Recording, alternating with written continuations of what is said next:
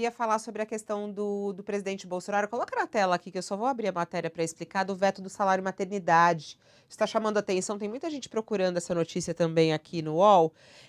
O Bolsonaro vetou o salário maternidade às grávidas sem vacina afastadas do trabalho. Ele sancionou com vetos o projeto de lei com regras para o retorno de grávidas ao trabalho presencial. E ele vetou a previsão do pagamento de salário para gestantes que não completaram a imunização e que não podem realizar o trabalho remoto. Também o fez para as mulheres que tiveram interrupção da gravidez.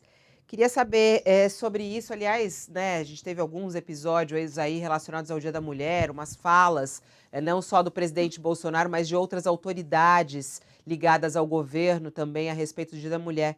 Queria saber, Tabata, você como mulher, como é que você vê a atuação do governo Bolsonaro e aí somando a esse último episódio aí das grávidas? Fabiola, só deixar registrado que o Brasil é um dos países em que mais mulheres grávidas morreram por Covid.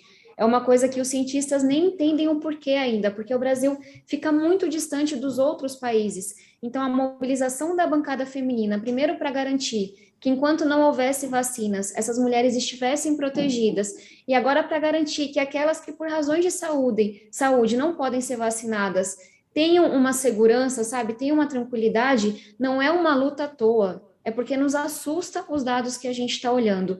E aí, falando sobre o governo Bolsonaro, a gente já debateu educação aqui muitas vezes, né? E eu sempre digo que é importante a gente entender que não é uma questão só de retórica.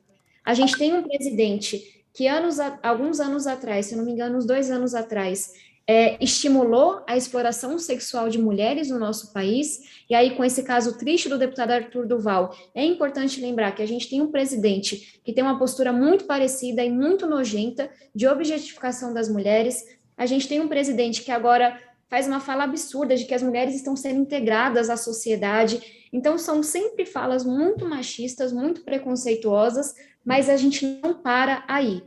Vamos falar, por exemplo, do Ministério dos Direitos Humanos, que é um ministério que é responsável por políticas voltadas para as mulheres. A gente tem nesse ano o menor investimento em políticas de combate à violência, sendo que todos os dados estão mostrando que a violência aumentou muito nesse país. A gente tem uma destinação baixíssima de recurso para as casas das mulheres brasileiras que estão para acolher essas mulheres vítimas de violência. Então, não é só uma retórica preconceituosa, machista, que fere as mulheres desse país, mas na prática é um governo que veta os nossos projetos, e aí a gente tem anos, muitas vezes, se não meses, para poder derrubar o veto, para poder efetivar uma política pública, mas é também um governo que não investe nessas pautas. E aí, de novo, por quê? Eu só consigo imaginar que vem de um lugar de muito preconceito, de alguém que não entendeu que os tempos mudaram, que nós temos muitas lutas pela frente ainda, mas que hoje as mulheres estão ocupando os seus lugares, inclusive na política. Então, estou falando com vocês e olhando aqui para o Congresso, me enche o coração de tristeza, sabe? Saber que a gente mora em um país em que as mulheres não estão seguras muitas vezes no ponto de ônibus, em suas casas, aumentou substancialmente o número de estupros no Brasil e a gente vê tanto retrocesso, a gente vê tanta chacota por parte do governo federal.